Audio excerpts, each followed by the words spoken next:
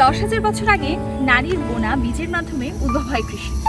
আজকে আমরা এসেছি মানিকগঞ্জ জেলার ঘিওর উপজেলার কাউটিয়া গ্রামে। আমরা এসেছি 2018 সালে প্রতিষ্ঠিত প্রাণ বৈচিত্র্য খামারে। ছাড়া ওই রাঙা মাটির পথ আমার মন প্রাকৃতিক কৃষি কেন্দ্রে আজকে আমাদের সকালে নাস্তায় আছে বিন্নি চালের খিচুড়ি, সাথে দেশি মুরগির ডিম, কিছু ঝাল ঝাল ধনিয়া পাতা ভর্তা, কাগজি লেবু এবং খামারের শসা। খামারের রয়েছে এক অনন্য অভ্যাস। খাবার খাওয়ার পর মাটির প্লেট ধুয়ে সে পানি দেওয়া হয় গাছের গোড়ায়, কারণ তাদের বিশ্বাস এই পানিতে থাকা প্রাকৃতিক উপাদান গাছের জন্য এক অমূল্য খাদ্য, আর গাছকে করে তোলে সবল এবং মাটিকে রাখে উর্বর। গ্রাম ছাড়া ওই রাঙা মাটির পথ। দেলোয়ার জাহান ভাই ও ইফতেখারুল ভাই এই খামারের উদ্যোক্তা। বিদেশ থেকে উচ্চতর ডিগ্রি নিয়ে শহরের চাকচিক্যময় জীবন ছেড়ে তারা গড়েছেন এই খামার। আমাদের প্রতিটি মুহূর্তে পথ প্রদর্শক হয়েছিলেন তারা।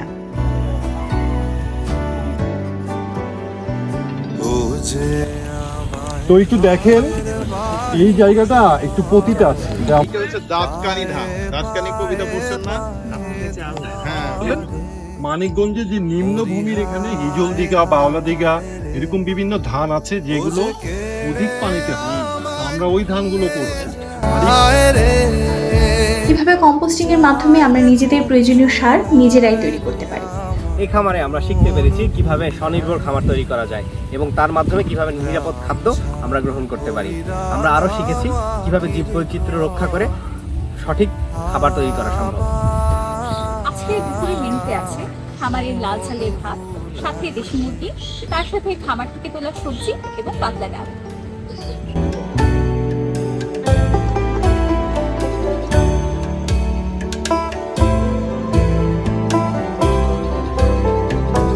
কিভাবে রাসায়নিক সার থেকে বের হয়ে আমরা প্রাকৃতিক সার বা জৈব সার ব্যবহার করে চাষাবাদ করা সম্ভব তারা আমাদের তা শেখাচ্ছে।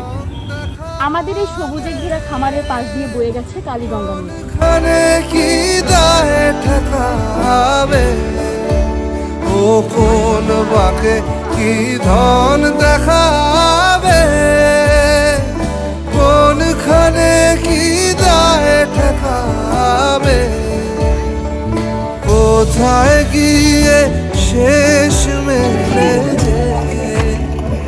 ভেবেই না ঘুরায় রে।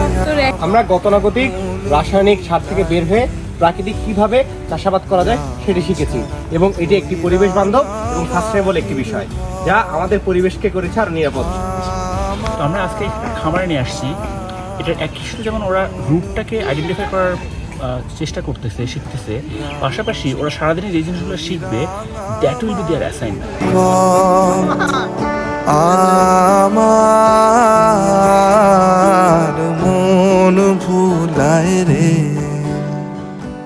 আমরা শিখেছি কিভাবে প্রচলিত কৃষি পদ্ধতি থেকে বের হয়ে এসে কোনো রাসায়নিক বা দূষণ সৃষ্টি না করেই কৃষি চর্চা করা যায়। কিভাবে কম্পোস্টিং এর মাধ্যমে আমরা নিজেদের প্রয়োজনীয় সার নিজেরাই তৈরি করতে পারি, আর কিভাবে খাদ্য নিরাপত্তা অটুট রেখে সম্পূর্ণ বিশুদ্ধ, ভেজাল মুক্ত ও তাজা খাবার সবার মধ্যে পৌঁছে দিতে পারি। গ্রাম ছাড়া ওই রাঙা মাটির পথ। আমরা আমাদের ডিপার্টমেন্টের আমাদের সেকশনের সব স্টুডেন্টদেরকে আমরা একটা ইকোলজিক্যাল ফার্মে নিয়ে আসছি।